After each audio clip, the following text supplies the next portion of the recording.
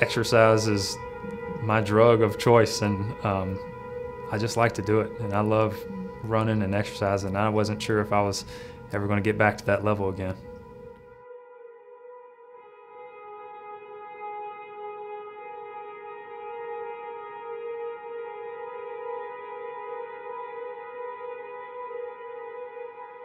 What was different about this particular day was that there was construction on the normal route that we do.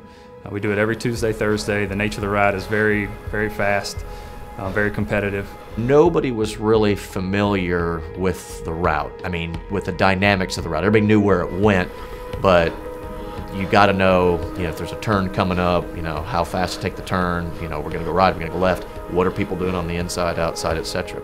We're coming down Bethel Road, and we come up to Stonewall Frierson, which is normally one of the roads we ride on, except we would be coming in the opposite direction.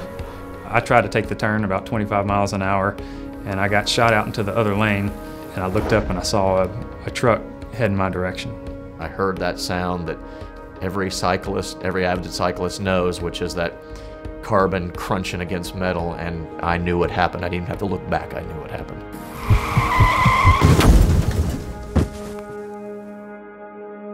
The next thing I remember is laying on the ground, and I kind of did a systems check at that point, and then I noticed I couldn't breathe at all. I waited for a second thinking that maybe I just got the wind knocked out of me and the air would come back shortly. I just felt like God kind of wrapped his arms around me and said, I got more for you to experience in this life. And I felt kind of air trickle back into my lungs. Then he, bubbles kind of came out of his mouth, and then I thought, you don't have to have any medical training to know that that's not good. This out of Parish 911, where's your emergency? It's at the corner of Bethel Road and Stonewall Frierson. A Dodge truck has just hit a bicycler and he's on the road.